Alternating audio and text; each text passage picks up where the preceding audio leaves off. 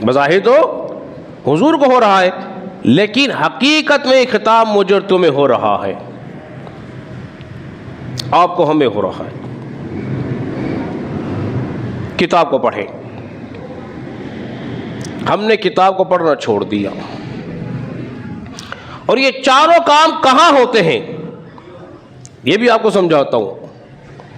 پہلے یہ چاروں کام ایک ہی جگہ ہوا کرتے تھے۔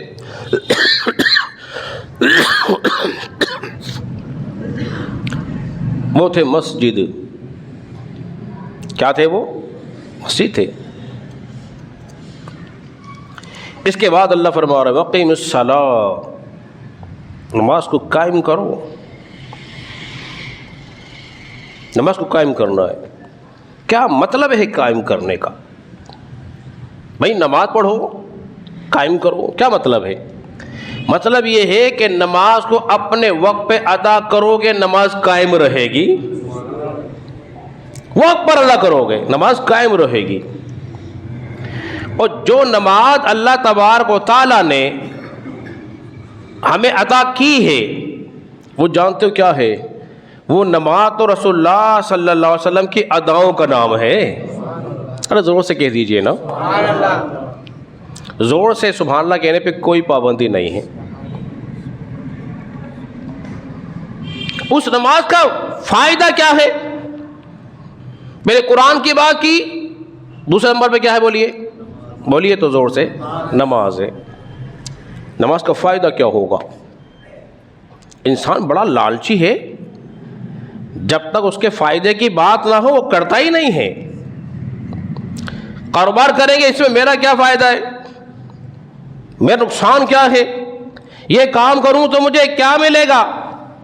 آج کل تو ہم کسی کے پاس جلدی سے جاتے بھی نہیں ہیں، اس میں اپنا فائدہ سوچتے ہیں، یا مجھے کیا فائدہ ہو سکتا ہے اس شخص کے پاس رہ کر، ہے کہ نہیں ایسا؟ لیکن نماز جب پڑھو گے تمہارا کیا فائدہ ہوگا؟ اب تمہارا فائدہ بتایا جا رہا ہے، کس کا؟ ہمارا۔ اس میں اللہ کا فائدہ نہیں ہے، نفع ہمارا ہے۔ کیا نفع ہے؟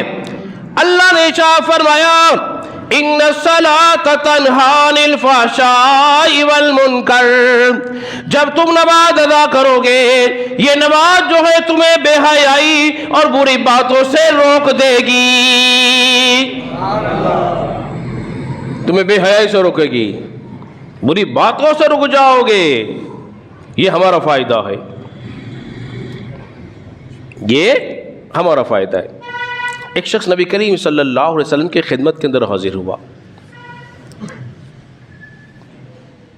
انس بن مالک رضی اللہ تعالیٰ عنہ حدیث کے راوی، کہا یا رسول اللہ صلی اللہ علیہ وسلم، ہمارے ساتھ میں سے ایک شخص ہے، نمازیں بھی ادا کرتا ہے لیکن پھر بھی گناہ کرتا ہے، نمازیں بھی پڑھتا ہے لیکن پھر بھی گناہوں میں مشغول رہتا ہے۔ نبی پاک علیہ الصلوۃ والسلام نے ارشاد فرمایا ان قریب اس کی نماز اسے بے حیائی سے روک دے گی۔ کچھ وقت کے بعد، وقت گزرا نا، تو اس نے تمام بے حیائی بری باتوں والے کام چھوڑ دیے۔ پھر حضور کے پاس آئے، حضور علیہ الصلوۃ والسلام نے فرمایا اللہ کا فرمان سچا ہے، اللہ کا فرمان سچا ہے۔ اس کے بعد وَلَا ذِكْرُ اللَّهِ أَكْبَرُ، اللہ کا ذکر سب سے بڑا ہے۔ کتنی باتیں ہو گئی ہیں؟ 3۔ فرمایا جب تم قرآن پڑھو گے، نماز پڑھو گے، اللہ کا ذکر کرو گے۔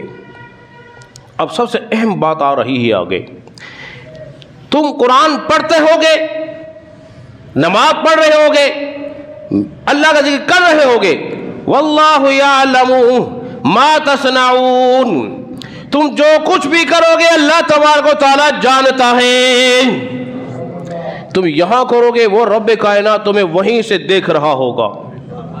دیکھنے کے 2 معنی، تمہارے دل کی باتیں بھی جان رہا ہوگا۔ 4 کام ہمیں کرنے، اور چاروں کہاں کرنے بولیے؟ مسجد میں۔ قرآن کی طرح مسجد میں ہوا کرتی تھی، صحابہ مسجد میں بیٹھ کر قرآن پڑھا کرتے تھے، مسجد میں بیٹھ کر ذکر اللہ کیا کرتے تھے۔ اور اللہ نے جانتا ہے تم جس نیت سے بیٹھے ہو، اللہ جانتا ہے۔ نبی کریم صلی اللہ علیہ وسلم نے حدیث میں ارشاد فرمایا، حضور نے فرمایا کیا میں تمہیں ایسا عمل نہ بتا دوں جو راہ خدا میں جہاد کرنے سے بھی افضل ہو؟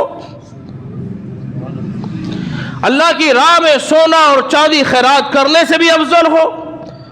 صحابہ کرام متوجہ ہو گئے۔ عرض کہ رسول اللہ صلی اللہ علیہ وسلم ضرور ارشاد فرمائیے آخر کون سا عمل ہے وہ جو اللہ کی راہ میں جہاد کرنے، سونا چاندی خیرات کرنے سے بھی افضل ہو؟ نبی پاک علیہ الصلوۃ والسلام نے ارشاد فرمایا وہ ہے اللہ کا ذکر ہے، اور اللہ کا